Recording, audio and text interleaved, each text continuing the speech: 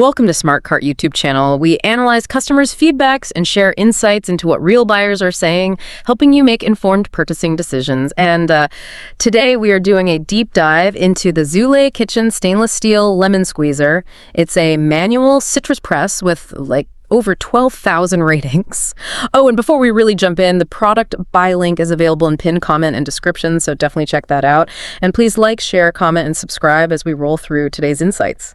Yeah, 12,000 ratings for a lemon squeezer is honestly wild. I mean, you really see how passionate people get about their kitchen tools when you start reading through the data. Right, exactly. So, okay, let's just unpack this right away. Does a simple manual juicer actually need to be built like a Sherman tank? I mean, I have definitely snapped my fair share of cheap plastic ones on taco night, but solid metal seems a bit like overkill. Well, it sounds like overkill right up until you look at the fatal flaws of those standard juicers, like those classic yellow painted ones. They look great on the shelf, but citric acid is highly corrosive. Oh yeah, I guess that makes sense. It eats right through the paint, doesn't it? Exactly. It just eventually eats through the coating. Yeah. Multiple users actually reported that the yellow paint was literally chipping off right into their food. Ugh, that is gross.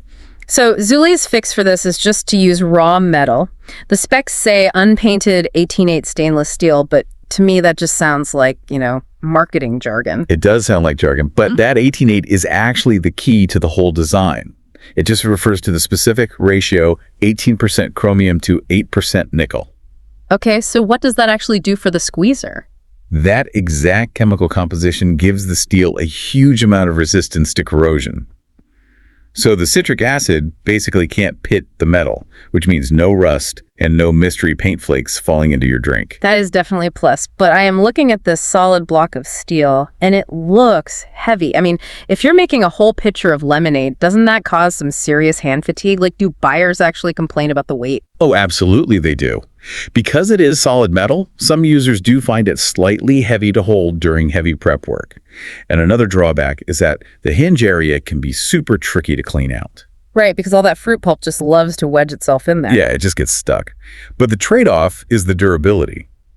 Some of these buyers are practically running scientific stress tests in their own kitchens. Wait, really? What kind of stress tests are we talking about here? So there is one user named B. Duncan who meticulously logged their usage over 6 years.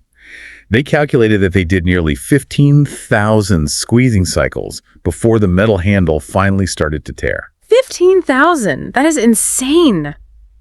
But wait, how does a solid chunk of steel actually break just from squeezing a piece of fruit? Well, it ultimately comes down to metal fatigue. Even the best premium stainless steel will eventually succumb to mechanical stress, especially when all that leverage is concentrated at a single pivot point, like the hinge over years of a heavy-duty bending. Right, just from all that repeated pressure over the years. Exactly. But even when that inevitably happens, the company's response is pretty impressive.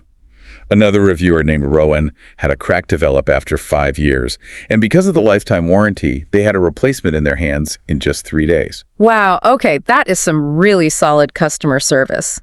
But stepping back from the durability, I am stuck on something I read about user error. Is it true we might be using these things completely backward? Yes, this is the best part. So most people just cut a lemon in half, put the cut side facing up so the rounded part of the squeezer pushes into the flesh, and then they clamp down. Yeah, that is exactly what I do. It just seems like the logical way to do it. Right, it's what almost everyone does. But a reviewer named Alyssa shared a massive tip.